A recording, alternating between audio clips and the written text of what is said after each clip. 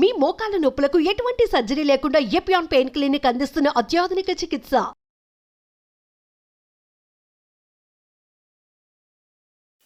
నా ప్రసంగాలు వింటూ చాలా కామెంట్స్ రాస్తూ ఉంటారు.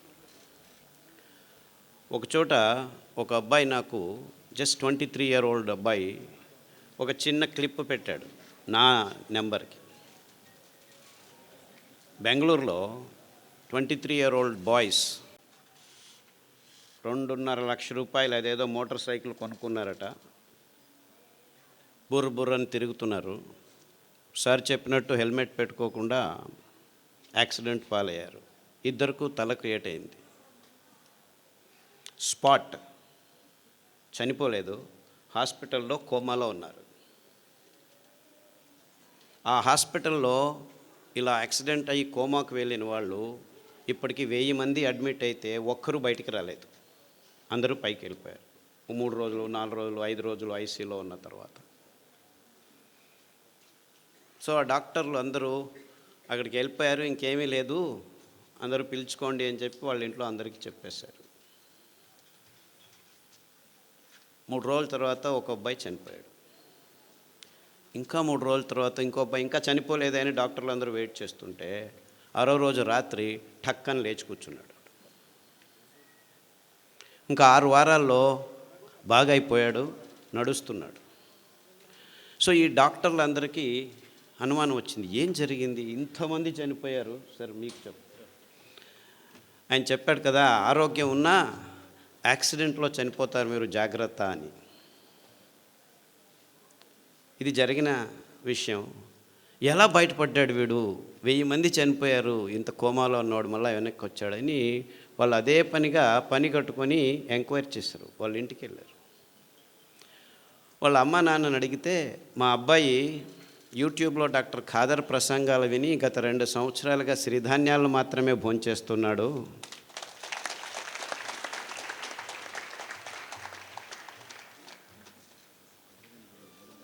సో ఈ విషయం ఫేస్బుక్లో అబ్బాయి రాసుకున్నాడు. అంటే నేను ఆయన చెప్పిన దానికి తద్విరుద్ధంగా చెప్తున్నానని కాదు, అందరూ హెల్మెట్లు వేసుకొని ప్రయాణం చేయండి, కానీ యాక్సిడెంట్ అయినా కోమా అయినా మీరు సిరిధాన్యాలు తింటూ ఉంటే బతికి బయటపడేదానికి దారి ఉంటుంది అని మీకు ఈ ఘటనతో చెప్తున్నా.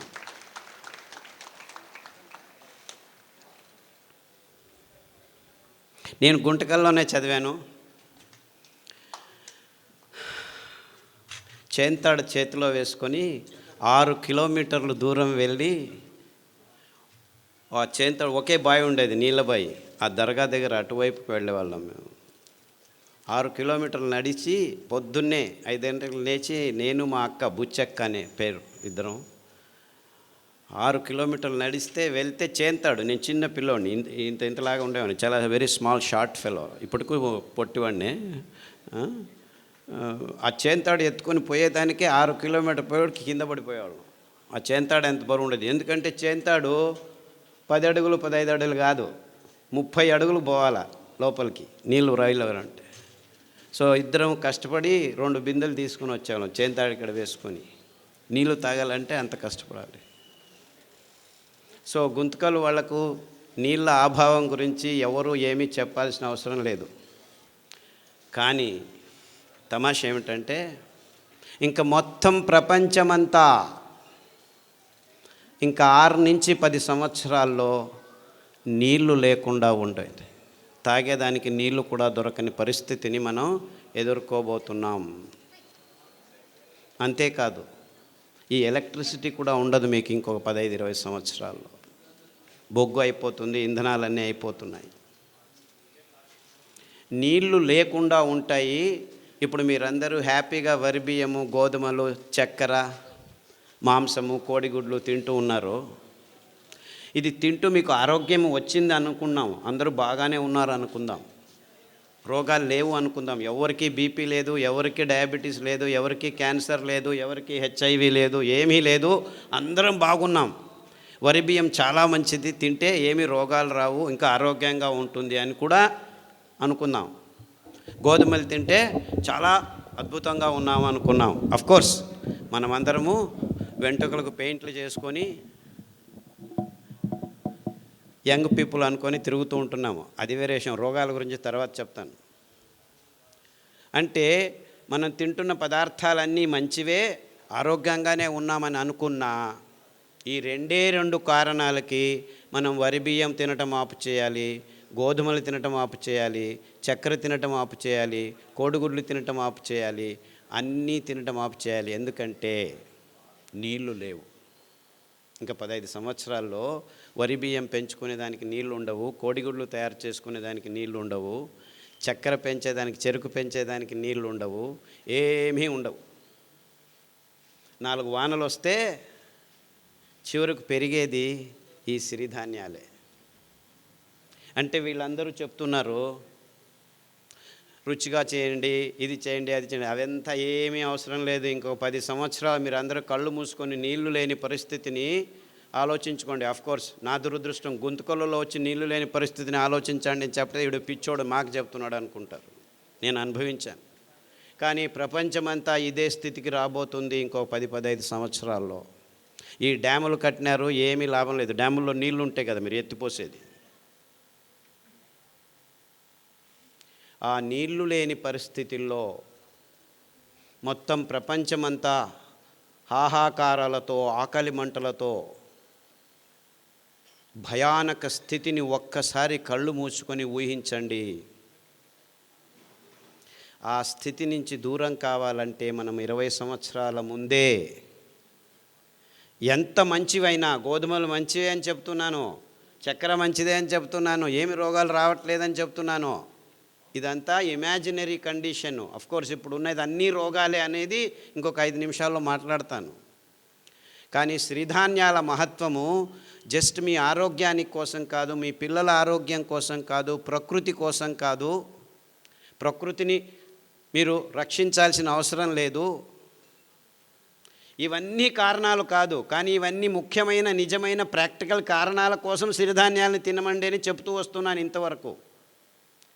కానీ ఇప్పటి నుంచి నేను ఇవన్నీ కారణాలే కాదు, ఇంకా 10-15 సంవత్సరాల్లో మొత్తం మానవ కులమంతా ఆకలితో హాహాకారాలు బొబ్బేలు పోతుంటే మిమ్మల్ని ఆ భయంకరమైన క్రైసిస్ నుంచి బయటకు పడాలంటే బయటపడేదానికి పనికి వచ్చేది సిరిధాన్యాలు మాత్రమే. ఆ ఒక్క కారణానికే,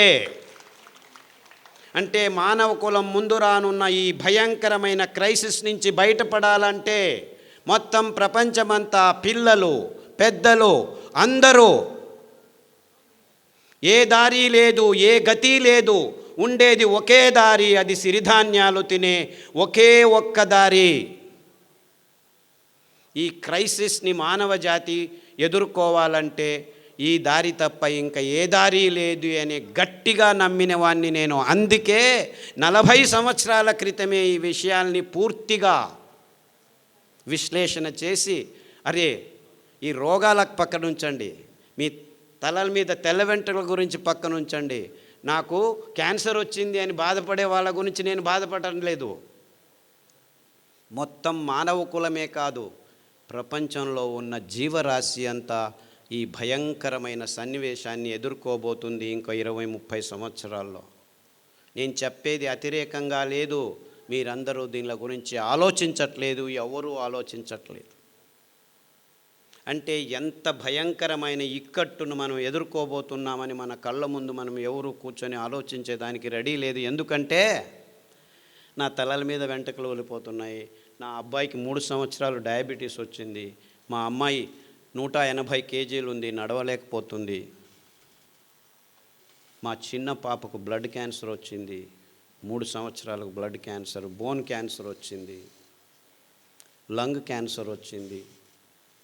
ఇలా మనము 100కి 70 మంది బీపీ ట్యాబ్లెట్ తీసుకుంటున్నాము, 100కి 38 మందికి డయాబెటీస్ వచ్చింది, 100కి 36 మంది థైరాయిడ్ ట్యాబ్లెట్ తీసుకుంటున్నాము, 100కి 16 మందికి నిద్ర రావట్లేదని ట్యాబ్లెట్ తీసుకుంటున్నారు, 100కి 16 మంది నిద్ర ఎక్కువ వస్తుందని ట్యాబ్లెట్ తీసుకుంటున్నారు. ఇలా ఎన్నెన్నో కారణాలు ఉన్నాయి, ఎన్నెన్నో రోగాలు ఉన్నాయి. హెచ్ఐవి వచ్చింది, ఎస్ఎల్ఈ వచ్చింది, ఐఎస్ఆర్ వచ్చింది, ఐబిఎస్ వచ్చింది, ఇలా అక్రానిమ్స్ పెట్టుకొని 185 రోగాలను లిస్ట్ చేసుకుంటున్నాము. ఈ రోగాల పేర్లు వినాలంటేనే భయం అవుతుంది. రోగాలు వస్తే ఇంకెంత భయమో. అది ఇంతకుముందు డయాబెటీస్ 100కి 5 మందికి 10 మందికి వచ్చేది, 50 సంవత్సరాల పైన వచ్చేది. ఇప్పుడు 5 సంవత్సరాల లోపు పిల్లలకే 100కి 5 మందికి వచ్చేసింది. మీరు ఎంత దీన స్థితిలో అనారోగ్యంలో ఉన్నా 6 వారాల్లో మీ దేహం పుంజుకుంటుంది. ఇంకా ఒక ట్రిక్ ఉంది. ఈ ధాన్యాలు వేల సంవత్సరాలు ప్రతి దేశంలోనూ తిన్నారు ప్రజలు. మీరు అనుకున్నట్టు మన దేశంటి కాదు ఇవే, మన దేశంలోనూ ఉన్నాయి, వేరే దేశాల్లోనూ ఈ భోజనాలే చేస్తూనింది ప్రజలు. ఇటాలియన్ మిల్లెట్ అంటారు ఏదాన్ని, కొర్రల్ని. అండు కొర్రల్ని అమెరికన్ మిల్లెట్ అంటారు. ఆఫ్రికన్ మిల్లెట్ అంటారు లిటిల్ మిల్లెట్ని, అంటే సామెల్ని. ఊదుల్ని జర్మనీస్ మిల్లెట్టు, జాపనీస్ మిల్లెట్టు, రష్యన్ మిల్లెట్టు అంటారు. ఇన్ఫ్యాక్ట్ ఊదుల్లో చాలా రకాలు ఉన్నాయి, అన్నీ ఊదులే. రష్యన్ మిల్లెట్ వేరే, జర్మన్ మిల్లెట్ వేరే, జాపనీస్ మిల్లెట్ వేరే, అన్నీ ఊదులే. బోర్నియాడ్ మిల్లెట్ అంటారు. అరికలు కోడో మిల్లెట్ అంటారు. హిమాలయ కొండ చర్యల్లో యథేచ్ఛగా ఇప్పటికీ పెరుగుతున్నాయి. అంటే అక్కడి నుంచి ఇక్కడికి వచ్చాయి కాదు, అక్కడ ఉన్నాయి, ఇక్కడ ఉన్నాయి, వేల సంవత్సరాల క్రితమే ఉన్నాయి. ఎందుకంటే దీనికి ఆర్కియలాజికల్ ఎవిడెన్సెస్ మొన్ననే దొరికాయి. ఈ C4 ఫుడ్స్ అంటారు దీన్ని. ఈ కొన్ని వేల కడాబా అనే ఒక ఆఫ్రికా దేశంలోనూ అక్కడి నుంచి ఆర్కియలాజికల్ వేల 15,000 సంవత్సరాల క్రితం వాళ్ళ ఆ పండ్ల చిగుళ్ళను గమనిస్తే C4 ఫుడ్స్, అరికలు, కొర్రలు, అండు కొర్రలు కనిపించాయి. అర్థమవుతుందా నేను చెప్పేది? అంటే ఈ తజ్ఞులు ఆ దేశం నుంచి మన దేశానికి వచ్చింది, ఈ దేశం నుంచి ఆ దేశానికి లేదు. మనకు ముందు సంపర్కం ఉండేది కాదు. ఖండాంతరాల్లో అంతెందుకు గుంతకలు వాళ్లకు వింధ్య పర్వతాల వెనపకాయ ఉండేది తెలియదు ముందు. అంటే ఎక్కడి వాళ్ళు అక్కడ ఉండేవాళ్ళు. ఆయా జాగాల్లో ఆయా నీళ్లకు ఆయా గాలికి ఏదేది పెరుగుతుందో దాన్నే తింటూ ఉండేవాళ్ళు. అదే నిజమైన ఆహారం. అలాంటి అద్భుతమైన ఆహార పద్ధతిని అంతా నాశనం చేసుకొని ప్రపంచమంతా బియ్యం గోధుమలు తింటున్నారు. అదే అవైజ్ఞానికమని ఎవరికీ అర్థం కావట్లేదు. ఎందుకు వచ్చింది? ఈ కంపెనీల హితాశక్తి కోసం అందరూ కాఫీలు, టీలు, బియ్యము, గోధుమలు, పాలు, చక్కెర తింటున్నామని ఎవరికి అర్థం కావట్లేదు. నేను పాలు తాగొద్దా, పాలు తాగొద్దా, బియ్యం తినొద్దా, గోధుమలు తినొద్దా, ఇంకేం తినాలి, మన్ను తినాలా? అందరూ ఈ ప్రశ్న అడుగుతారు నన్ను. అరే 150 సంవత్సరాల క్రితం వెళ్తే ఎవరికి తెలియకుండా ఇవన్నిటిని పెంచుకొని అందరూ తినేవాళ్ళు, వాళ్ళకు రోగాలు ఉండేవి. ఈ ఒక్క విశ్లేషణతోనే నేను ఈ ధాన్యాల్ని వెతకడం మొదలుపెట్టాను. 30 సంవత్సరాల క్రితం అమెరికా వదిలిపెట్టి పల్లెల్లో తిరిగి ఈ విత్తనాలని తీసుకొచ్చి మా ఇంటి వెనక పెరట్లో కొద్దిగా పెంచి మళ్ళా రైతులకిచ్చి ఆ ధాన్యాన్ని నేనే కొనుక్కొని రోగులకిచ్చి బాగవటం. మొత్తం 8 సంవత్సరాలు నేను ఒక్క మాట మాట్లాడలేదు. నేను ఆలోచించింది కన్ఫర్మ్ కరెక్ట్ అని తెలిసిన తర్వాత పల్లెకు వెళ్ళి మాట్లాడడం మొదలుపెట్టాను. వేల మంది రోగులకు బాగైన తర్వాత చెప్పడం మొదలుపెట్టాను. SLE, HIV, ఇప్పటికి ఎంతమంది HIV పేషెంట్లు. నేను మొన్న ఇక్కడి నుంచి బెంగళూరు నుంచి హిందూపూర్కి వస్తుంటే 4 పేషెంట్లు ఫోన్ చేశారు. సార్ మీరు చెప్పిన ఈత ఆకు కషాయము, బిల్వ ఆకు కషాయము, గరిక కషాయం తాగుతున్నాము, అరికెలు, సామెలు, గంజి తాగండి. గంజి గురించి చెప్పవే, చాలా వేల సంవత్సరాల క్రితము ఈ విసిరేది దంపేది రాళ్ళు లేవు, అప్పుడు ఇంకా తెలియదు. ఆ కింద పడిన ధాన్యాన్ని ఎచ్చుకొని వచ్చి నీళ్ళలో నానబెట్టి వండుకొని గంజి తాగేవాళ్ళు. గంజి తాగేదానికి కూడా టైం ఉండేది కాదు. ఇది వెరుకునేదానికి పనలేకపోతే ఆ గంజి పొద్దుటి నుంచి సాయంకాలం వరకు ఉంటే అది చద్ది గంజి, అంబలి. అందులో బ్యాక్టీరియా పెరిగేది. ఆ బ్యాక్టీరియా మన పొట్టలకి అతి ముఖ్యమైనది, అతి రోగ నిరోధక శక్తిని మన దేహంలో పెంచేది. ప్రోబయోటిక్స్ అని ఈ మధ్య కొత్తగా మొదలుపెట్టారు ఈ డాక్టర్లు, ఇంజనీర్లు అందరూ. ఎప్పుడో మా తాత ముత్తాత కాలంలోనే చద్దిగంజలు తాగరా వెధవా, ఆరోగ్యంగా ఉంటామని మా అవ్వ చెప్పేది. తిప్పారెడ్డిపల్లెలో, ఇక్కడే తిప్పారెడ్డిపల్లె. కొర్రగంజి పొద్దున్న చేసి రాత్రి తాగు, రాత్రి చేసి పొద్దున్న తాగు అనేది. అదెందుకు? పొద్దున్న చేసి పొద్దునే తినచ్చు కదా, నీకు తెలియదులే, రాత్రి తాగు అనేది. దాంతో కావాలంటే ఈ ఎర్రగడ్డ కొరుక్కో అని చిన్నది సాంబార్ ఉల్లిపాయ ఉండేది, దాన్ని ఇచ్చేది అనమాట. అమేజింగ్లీ ఆ ఉల్లిపాయ తింటే మీలో ఉన్న అన్ని అలర్జీస్ మాయమైపోతాయి. గోరుకునేది సిట్రజిన్ వేసుకునేది, ఎప్పుడు చూడు ఎరుకుంటూ ఉంటే సిట్రజిన్ వారానికి ఒకటి పోయి 2 రోజులకు ఒకసారి అయిపోయి రోజుకు 2 సార్లు వేసుకున్నా కానీ ఆపితే చాలు గీరుకుంటూ ఉంటారు.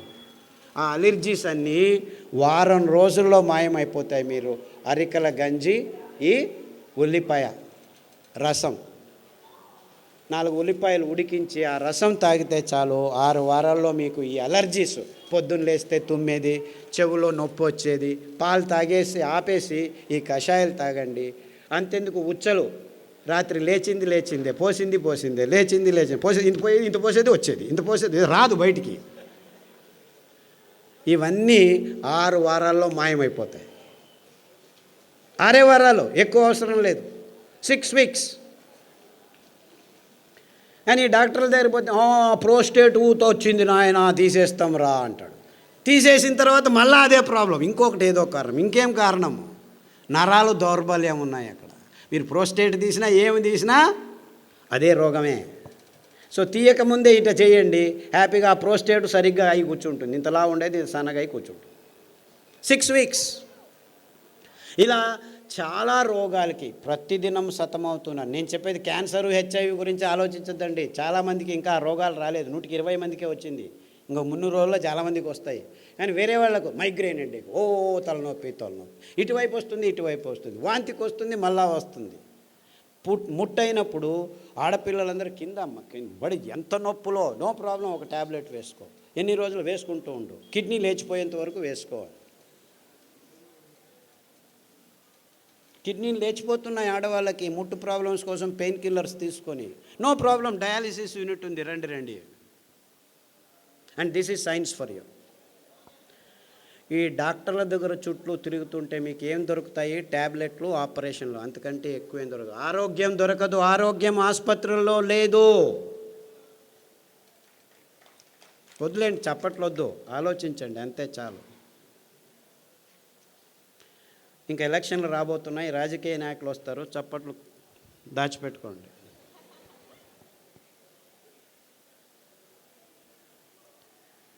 ఎక్కడుంది ఆరోగ్యం? మన కొర్రల్లో ఉంది, మన కానుగ కషాయంలో ఉంది, మన పారిజాత పువ్వుల్లో ఉంది, మన రావి చెట్లల్లో ఉంది, మన కానుగ చెట్లల్లో ఉంది, అండు కొర్రల్లో ఉంది, ఊదుల్లో ఉంది. ఇంత అద్భుతమైన పదార్థాలు మీరు ఏమైనా డబ్బు ఖర్చు పెట్టాలా?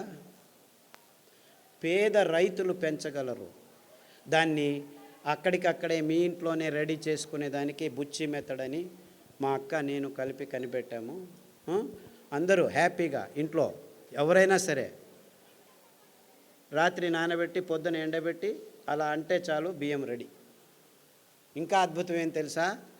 ఈ ధాన్యాలు 7 సంవత్సరాలు నిల్వ ఉంచినా ఒక్క కెమికల్ లేకుండా, ఒక్క పురుగు రాకుండా ఉంచుకోవచ్చు ఈ 5 ధాన్యాలు. మీకు ఎప్పుడు కావాలో అప్పుడు బియ్యం రెడీ చేసుకోండి.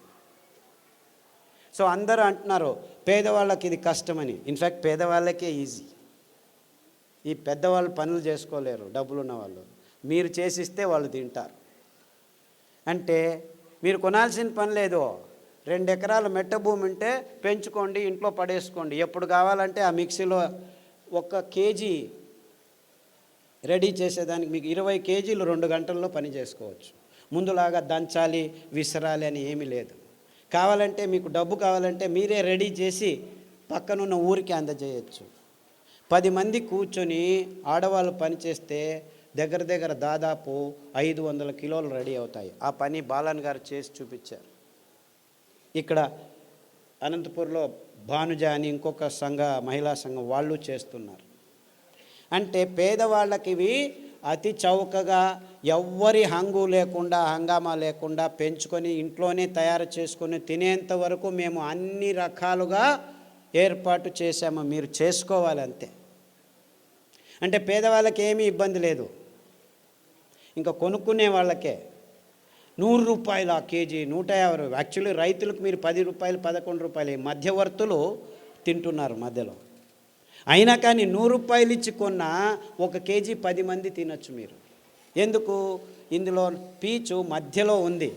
నానబెడితే, రాత్రి నానబెట్టి పొద్దున వంట చేస్తే 1 కేజీ బాగా వికసించి అరలితే మీరు 10 మంది తినొచ్చు అనమాట. అదే బియ్యం అయితే, వరి బియ్యము కేజీకి 4 తిని ముగించేస్తాం అనమాట.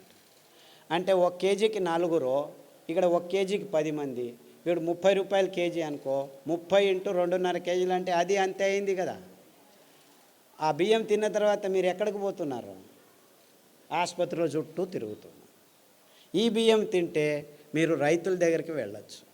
అంటే నిజంగా మీరు ఎవరి చుట్టూ తిరగాలి? ఆరోగ్యం కావాలంటే ఎవరి దగ్గరికి వెళ్ళాలి మీరు? ఇన్ఫ్యాక్ట్ నిజంగా మనకు ఆరోగ్యం కావాలంటే ఆ రైతుల వైపు మన ముఖం చూపించాలి, వాళ్ళను గౌరవించాలి. వాళ్ళు పెంచే ధాన్యానికి విలువ ఇచ్చి భక్తితో తీసుకుంటే వాళ్ళు బాగుపడతారు, మనము బాగుపడతాం. అర్థమవుతుందా?